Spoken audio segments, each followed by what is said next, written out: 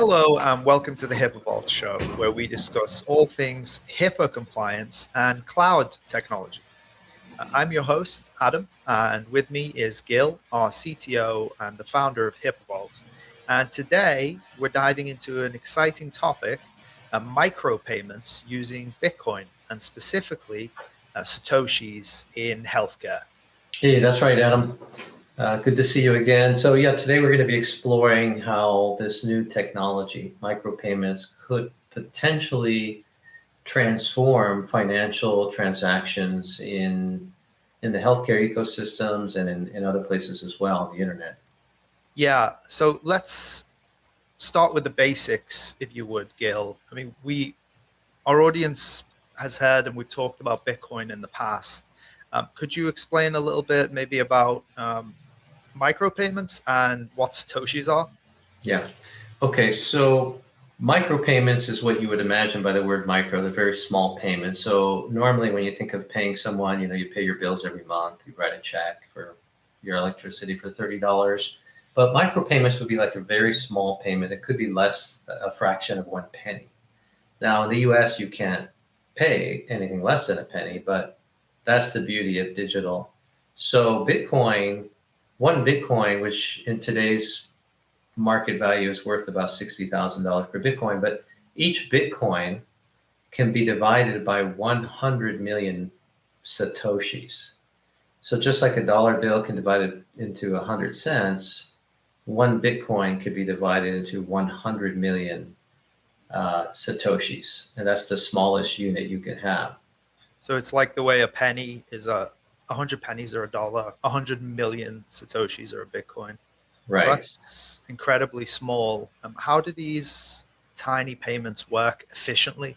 Because there's probably going to be a cost associated with them, right? Yeah, and that's a technical challenge that's been around for a while. In fact, that was one of the biggest complaints about Bitcoin back in the early days, where these crypto programmers and developers are saying, Bitcoin's not good because you have a transaction fee and it can only send a big chunk. What if you wanted to send a small payment for a piece of chewing gum or something, and you have to pay $1 fee to make the payment, but the chewing gum only costs 50 cents. Does it make sense? So this new technology came around called the Lightning Network.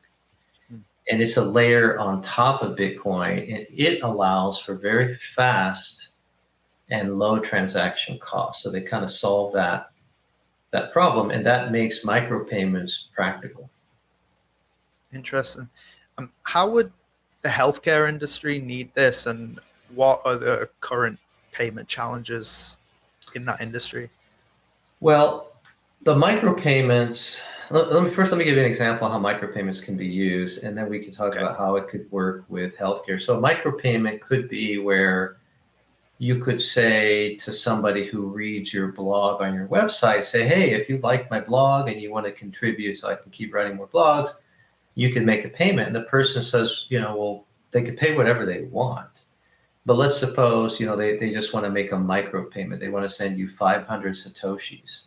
Now, 500 Satoshis might sound like a lot, but it might be I haven't done the math, but let's say that's a quarter penny. You say, well, that's not very much.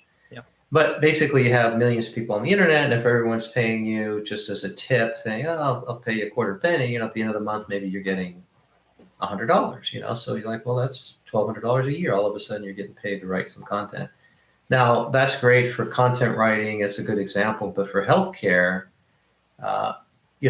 going to the doctor or something costs a lot of money. So that's not going to be practical there. But it could be used in innovative ways where you could have an app that helps diagnose problems. So an app might help you diagnose some kind of lower back pain you have. And that app might require that when you use the app to help identify where's my back pain and what exercises that I can do to relieve that, could be on an app, could be on the website, that it might require a small micropayment. You say, well, I have to make a payment of 500 Satoshis. You're paying still a very tiny amount, but now you're paying it through Bitcoin.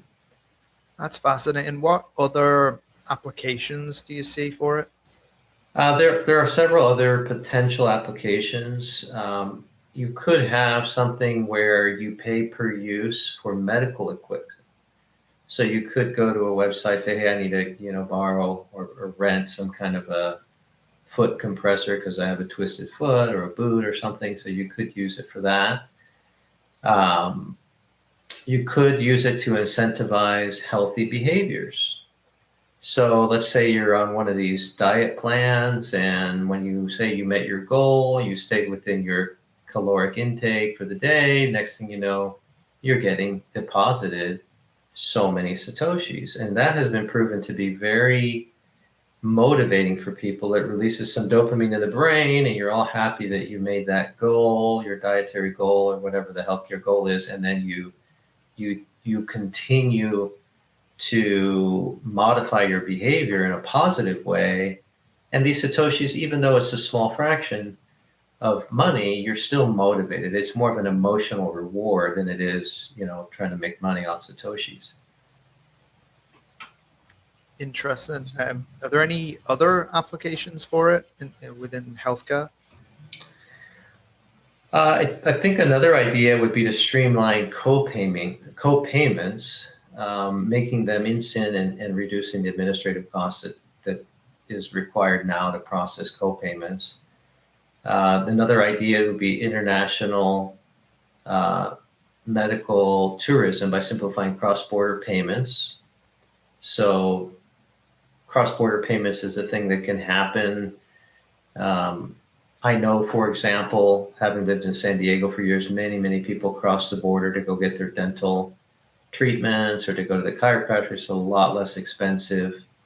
And so maybe Yeah, the to office, Mexico, right? Like there's millions and millions every year that go across, whether it's California or Texas. Right. And the actual transaction fees when you're paying in pesos or converting pesos to dollars or dollars to pesos, it's not insignificant. It actually costs a decent amount. Mm-hmm. And so it could help alleviate some of those fees where it's like, well, I'm going to pay the doctor down there or the dentist or whatever. You pay them the full amount minus a very, very small, almost inconsequential transaction fee. So that's another method another thing that could be done to take advantage of micropayments. No, that's very cool. So those all sound very promising as potential applications. If you could summarize the benefits across them, what main benefits would we see from these micropayments? Well, yeah, the main benefits is to have reduced costs, increase your efficiency, and potentially improve access to healthcare. And also what we talked about to earlier, motivating people where you're actually paying patients for certain behaviors or outcomes. You're rewarding them with Satoshi. So that's another way to do that. Well, we'll talk about the applications and the benefits there. What about the challenges? Any challenges we should be aware of? This is just ideas in infancy. If you look on the internet, you'll find a few companies trying some of these things. I know MicroStrategy has some micropayments they've embraced, but it's very, very new. And as you know, healthcare is heavily regulated, so there could be some challenges there.